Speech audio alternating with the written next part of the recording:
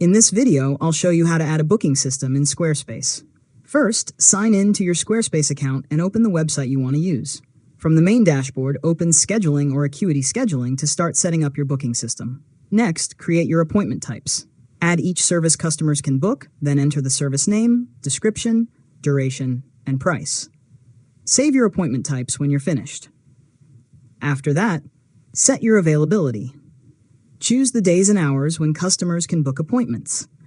If you have multiple staff members, add them and assign the correct services and schedules. Now connect your calendar if you use one.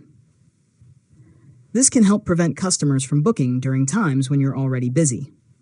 Then configure your booking preferences such as cancellation rules, appointment limits, and customer information.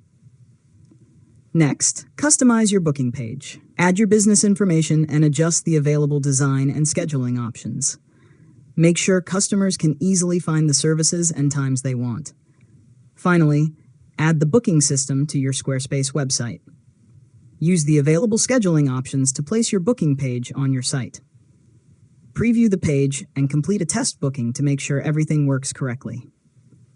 And that's it. You've successfully learned how to add a booking system in Squarespace.